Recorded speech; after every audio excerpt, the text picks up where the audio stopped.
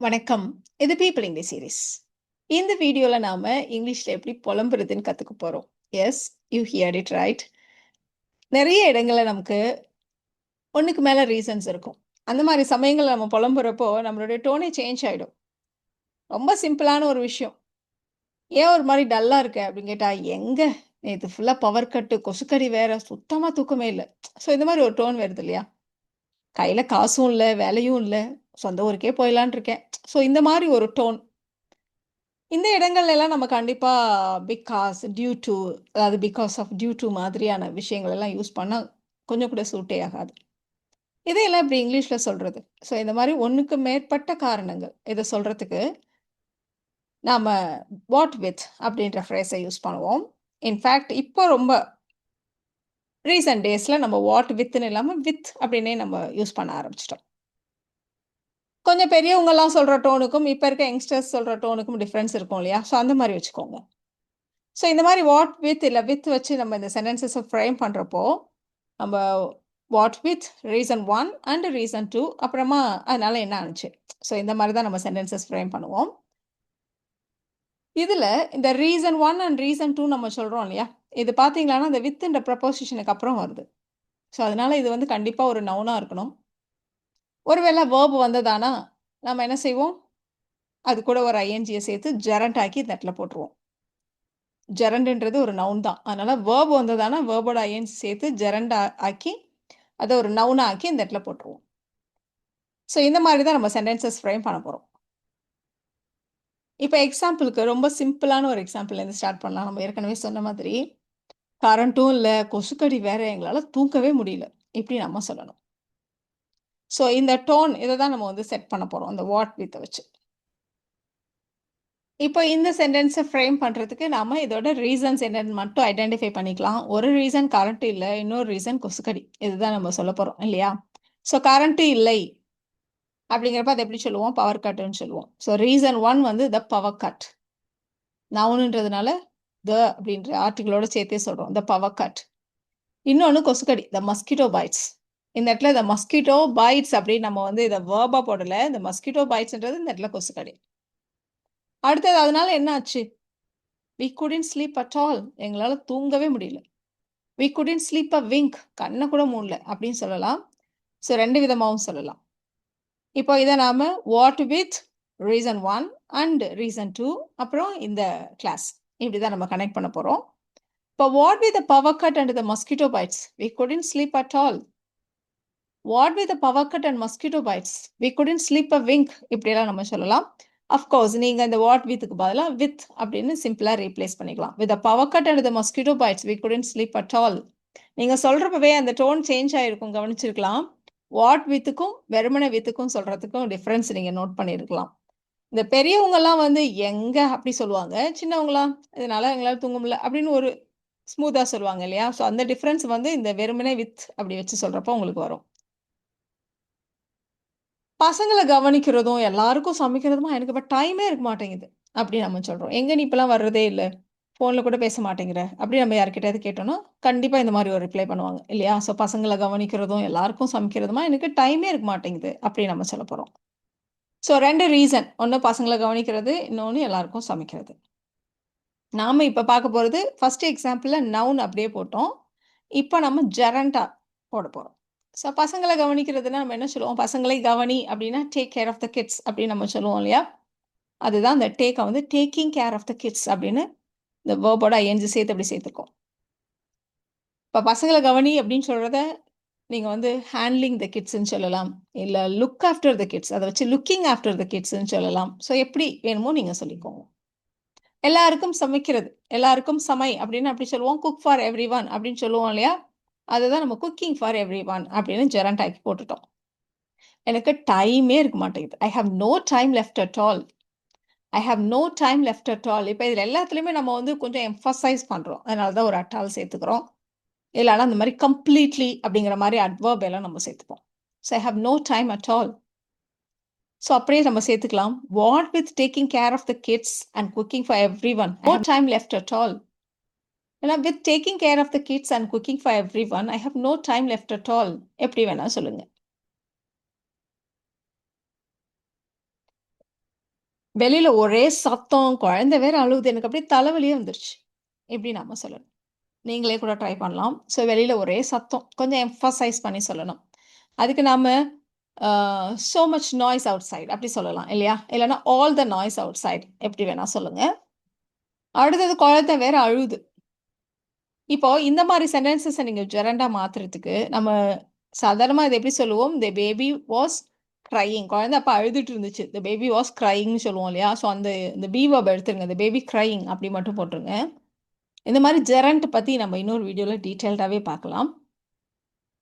So reason 1 வந்து all the noise are so much noise outside. இந்த baby was கிரையிங்க அப்படியே இந்த பி வெர்பை எடுத்துட்டு அப்படியே சிம்பிளா போட்டுடுங்க. அப்ப தி பேபி கிரையிங் அவ்வளோதான். சப்ஜெக்ட் வெர்போட ஐஎன்ஜி சேர்த்து இப்படி போட்டுக்கோங்க. எனக்கு தலைவலியே வந்துருச்சு. இப்போ நம்ம சொல்றோம். I have got a headache. What with all the noise outside and the baby crying I have got a headache. With all the noise outside and the baby crying I have got a headache. ஒருவேளை நீங்க பாஸ்ட்ல அப்போ நடந்த விஷயத்த இப்ப நீங்க சொல்லிட்டு இருக்கீங்கன்னா, I got a ஹெட்டேக்ன்னு மட்டும் சொல்லுவீங்க. அவ்வளோதான். இப்ப இந்த ஸ்ட்ரக்சர்ல நம்ம சின்னதா ஒரு சேஞ்சஸ் பண்ண போறோம். சில சேஞ்சஸ் பண்ண போறோம். இப்ப இவ்வளோ நேரம் சொல்லிட்டு இருந்த எக்ஸாம்பிள்ஸ் மாரி இல்லாம, சில சமயங்கள்ல நாம இப்படி ஒரு விஷயம் நடந்துச்சு, அந்த சமயத்துல தேவையான ஒண்ணு இல்ல அப்படின்னு நம்ம சொல்லி புலம்புவோம். பயங்கரமா மழை பெஞ்சுச்சு, கொடை வேற இல்ல. இது சிம்பிளான விஷயம்.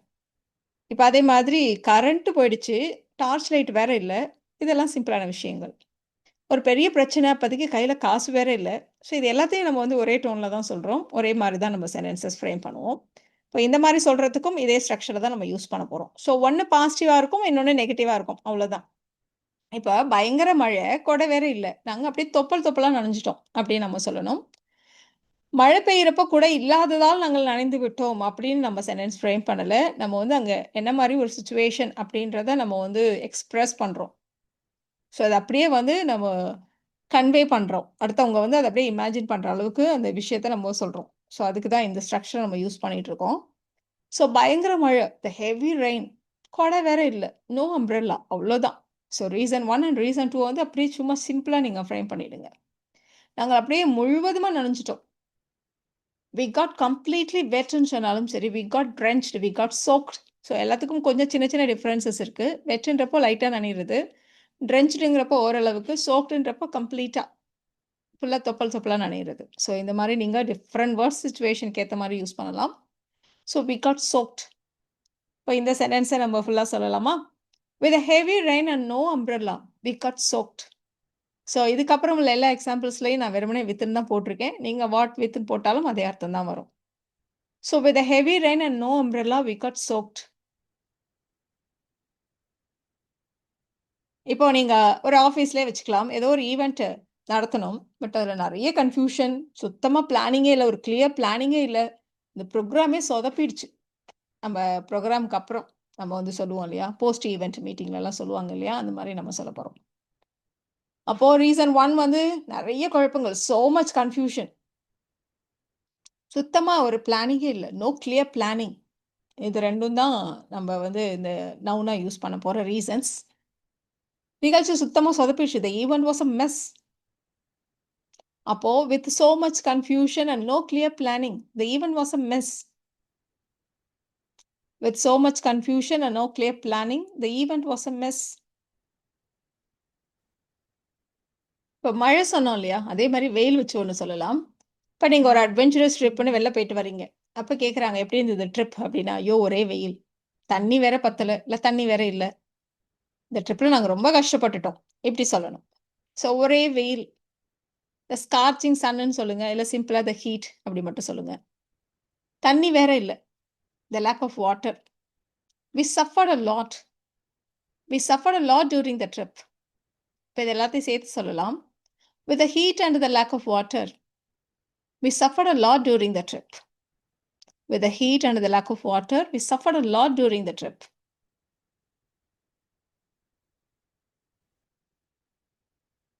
அவ ஏன் ஒரு மாதிரி டல்லா இருக்கா அப்படின்னு கேட்டா, அவளுக்கு எக்ஸாம்ஸ் எல்லாம் நெருங்கி வருது. அவளுக்கு ரெஸ்ட் எடுக்கிறதுக்கும் டைமே இல்ல. அதனால தான் அவ ரொம்ப ஒரு ஸ்ட்ரெஸ்ஸா இருக்கா அப்படின்னு நம்ம சொல்லப் போறோம்.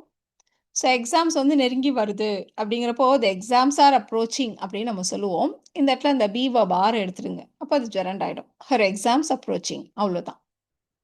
ஓய்வெடுக்க நேரமே இல்லை. No time to relax. So she stressed. She is really stressed. இதெல்லாம் தான் சேர்க்க போகிறோம். With her exams approaching and no time to relax, she is really stressed. இந்த சென்டென்ஸை நீங்களே கூட ட்ரை பண்ணலாம். இப்போ ஏன் அவள் ரொம்ப டல் ஆயிட்டா? ஸோ அதே மாதிரி தான் அந்த இடத்துல நம்ம ரீசன் சொல்லுறோம். அவள் குழந்தைக்கும் உடம்பு சரியில்லை, வீட்டில் ஹெல்ப்புக்கும் யாரும் இல்லை, அதனால தான் அப்படி ஆளே ரொம்ப டல் ஆயிட்டா, ரொம்ப வீக் ஆயிட்டா, இந்த மாதிரிலாம் நம்ம சொல்லலாம். ஸோ குழந்தைக்கு உடம்பு சரியில்லை அப்படின்னா அந்த சைல்டு இஸ் சிக் அப்படின்னு நம்ம சொல்லுவோம் இல்லையா? நம்ம வந்து 2 விஷயம் சொன்னோம். ஃபர்ஸ்ட்டு ஒண்ணு நவுனா இருந்தா அப்படியே சேருங்கன்னு சொன்னோம். வெர்பா இருந்தா அது கூட ஐஎன்ஜி சேர்த்து ஜெரண்டாக்கி சேருங்கன்னு சொன்னோம். அட்ஜெக்டிவா இருந்தா என்ன பண்றது? பொதுவா அட்ஜெக்டிவ் இருந்தா தானே அது எப்பவுமே பி வெர்போட சேர்த்து தான் வரும். She is sick, the child is sick, the child was sick அப்படிதான் நம்ம சொல்லுவோம் இல்லையா? அந்த இஸ் வாஸ் மாதிரியான பி வெர்பை தான் நம்ம அது கூட அந்த பி வெர்ப் கூட ஐஎன்ஜி சேர்த்து பீயிங் அப்படின்னு நம்ம போட்டிருக்கோம். ஸோ அட்ஜெக்டிவை நீங்க சேர்க்கணுமானா பீயிங் பிளஸ் அட்ஜெக்டிவ் அப்படி சேர்த்துக்கணும். ஸோ இப்போ குழந்தைக்கு உடம்பு சரியில்லை அப்படிங்கிறப்போ அந்த சைல்ட் பீயிங் சிக் அப்படின்னு போடுறோம். அண்ட் உதவிக்கும் யாரும் இல்லை, இங்கேயும் வந்து உதவிக்கு யாரும் இல்லை அப்படின்னு நம்ம சொல்கிறோம். ஸோ இப்போ no help at home, no help at home. அதனால என்னாச்சு? ரொம்ப டல் ஆயிட்டா. She has become dull. But அது ரொம்ப சிம்பிளாக இருக்குது. அதனால she has become an out. She has become own out சேர்த்து சொல்லலாமா? இந்த ஓன் அவுட்ன்ற ஃப்ரேஸில் பாருங்க, ஒருத்தவங்க வந்து எனர்ஜியே இல்லாமல் அப்படியே ரொம்ப இதாயிட்டாங்க, டயர்டாக டல்லாக அப்படி ஆயிட்டாங்க, அவங்களே உடம்பு சரியில்லாதவங்க மாதிரி ஆயிட்டாங்க, எனர்ஜியே இல்லாமல், அந்த மாதிரி சொல்கிறதுக்கு தான் இந்த ஓன் அவுட்ன்ற ஃப்ரேஸில் யூஸ் பண்ணுவோம். So with the child being sick and no help at home, she has become completely worn out. The completely, really இதெல்லாம் நம்ம வந்து ஒன்று எம்ஃபசைஸ் பண்ணுறதுக்காக சேர்த்துக்கிறோம். With the child being sick and no help at home, she has become completely worn out. ரொம்ப மோசமா போயிட்டா, ஆளே ரொம்ப மோசமா போயிட்டா, அந்த மாதிரி சொல்றதுக்கு. இப்போ நாம சில questions மாதிரி கூட இந்த ஸ்ட்ரக்சரை யூஸ் பண்ணி ஃப்ரேம் பண்ணலாம். இப்படி நடக்கிறப்போ நான் வந்து எப்படி இதை செய்ய முடியும்? ஸோ அந்த மாதிரி சொல்றதுக்கு. ஸோ இந்த இடங்கள்ல நீங்க வந்து ஜென்ரலா நம்ம வந்து வென்னை யூஸ் பண்ண ட்ரை பண்ணுவோம். But when is not natural here. இந்த இடத்துல நம்ம வந்து வித் யூஸ் பண்றது தான் காமன். வீட்ல இவ்ளோ விஷயங்கள் நடக்குது, நான் எப்படி படிப்புல ஃபோக்கஸ் பண்ண முடியும்? அப்படி நம்ம கேட்கிறோம். இப்ப இந்த இடத்துல வீட்ல இவ்ளோ விஷயங்கள் நடக்கும்போது, நான் எப்படி படிப்புல கவனம் செலுத்த முடியும்? அப்படின்னு சொல்றத விட, நம்ம வந்து சாதாரணமா தமிழ்ல எப்படி சொல்லுவோம் பாருங்க, வீட்ல இவ்ளோ விஷயம் நடக்குது, நான் எப்படி பண்ண முடியும்? இப்படிதான் நம்ம சொல்றோம் இல்லையா? ஸோ இந்த மாரி தான் நம்ம சொல்றோம். So much happening at home. நிறைய விஷயங்கள் நடக்குதுங்கிறத so much happening at home. How can I focus on my studies? நான் எப்படி ஃபோக்கஸ் பண்ண முடியும்? How can I focus on my studies? With so much happening at home, how can I focus on my studies? இன்னொரு question கூட frame பண்ணலாமா? எல்லாமே தப்பு தப்பா போயிட்டு இருக்கு, நான் எப்படி சும்மா அமைதியா இருக்கிறது? இப்படி நம்ம கேட்க போறோம். ஸோ எல்லாமே everything going wrong. Full sentence frame பண்ணி பாருங்க. எவ்ரிதிங் வாஸ் கோயிங் ராங் அப்படி நம்ம சொல்லுவோம். அந்த பி வெர்பை எடுத்துடுங்க. அப்போ எவ்ரிதிங் கோயிங் ராங் அவ்வளோதான் இல்லையா? So with everything going wrong அப்படி தானே சொல்ல முடியும். வித் சேர்த்துக்க வேண்டியதுதான். How can I be calm? இல்லைன்னா how can I stay calm? நான் எப்படி அமைதியாகவே இருக்கிறது? With everything going wrong, how can I stay calm? How can I be calm? இப்போ நார்மலாகவே ஒரு சென்டென்ஸ் ஃப்ரேம் பண்ண போகிறோம். கெஸ்ட் சீக்கிரம் வந்து ஃபுட்டும் ரெடி ஆகலை, நான் அப்படியே டென்ஷன் ஆகிட்டேன், என்ன செய்யுதுன்னு எனக்கு ஒரே பதற்றமாயிட்டு, இவ்வளோ பேர் வந்துட்டாங்க, என்ன சாப்பாடு ரெடி ஆகலையே அப்படின்னு பதற்றமாயிட்டேன். இப்படி நம்ம சொல்ல போகிறோம். ஸோ கெஸ்ட் எல்லாம் சீக்கிரம் வந்துட்டாங்க அப்படின்றது ஒரு கிளாஸ். ஆனால் நம்ம இந்த இடத்துல வந்து வெறுமனே நவுனா தான் போடணும் இல்லையா? ஜெரண்டா தான் போடணும். அதனால த கெஸ்ட் அரைவிங் ஏர்லி, அரைவ்ன்ற வார்த்தையை நம்ம அப்படியே அரைவிங் ஏர்லி அப்படின்னு நம்ம சொல்லிட்டோம். த கெஸ்ட் அரைவிங் ஏர்லி. அப்புறம் இந்த ஃபுட் இஸ் நாட் ரெடின்னு சொல்லுவோம். இந்த இஸ்ன்னு வருது இல்லையா? அதுக்கு பதிலாக தான் பீயிங் ரெடின்னு சொல்லிட்டோம். The food not being ready. The food being not ரெடின்னு சொல்லிடாதீங்க. ஏன்னா பீவோ வச்சு வர்றப்போ, இஸ் வச்சு வர்றப்போ இந்த ஃபுட் இஸ் நாட் ரெடின்னு நம்ம சொல்லுவோம். பட் பீயிங் போடுறப்போ இப்படி தான் போட முடியும். The food not being ready. நான் டென்ஷனாக இருந்தேன். I was tense.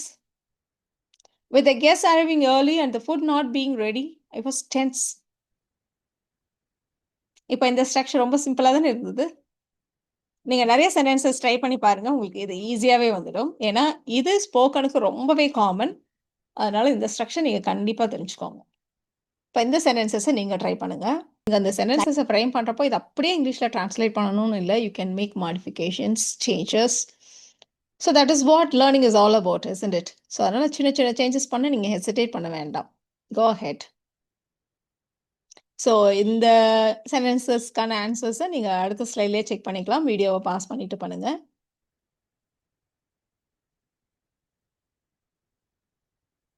உங்களுக்கான ஆன்சர்ஸ்.